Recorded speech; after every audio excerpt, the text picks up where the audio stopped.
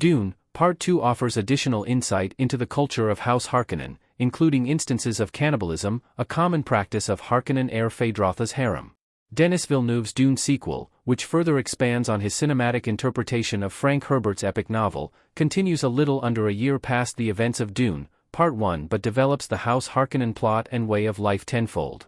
Whereas Part 1 framed the Harkonnens' intentions for the planet Arrakis, Dune, Part 2 amplifies the House Harkonnen story with aspects such as the major players of their dynasty and the extent of their barbarity.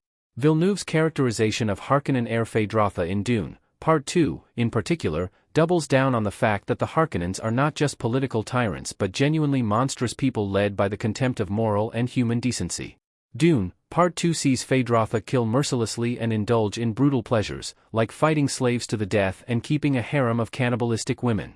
Feyd-Rautha laying claim to a group of cannibal women is a small but exceedingly telling detail of the heir's livelihood that Villeneuve smartly embraces to illustrate the Harkonnens as the worst and most frightening kinds of antagonists. Feyd-Rautha's harem being cannibals in Dune 2 is not from the books. Feyd-Rautha standing in front of Harkonnen guards in Dune Part 2.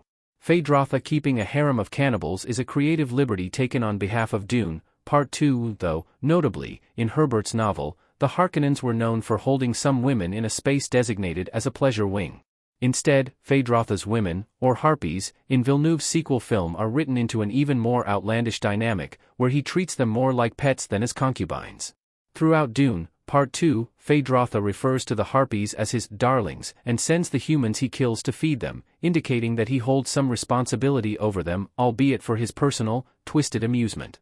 Feyd-Rautha's harem is just one of Dune, Part 2's changes from the book that accentuates what Herbert's source material has to offer. Feyd-Rautha feeding his victims to his human pets is a transient and incredibly effective way for the film to establish the Harkonnen bloodline as ghastly as Herbert's novel makes them out to be without the need to follow the source material precisely.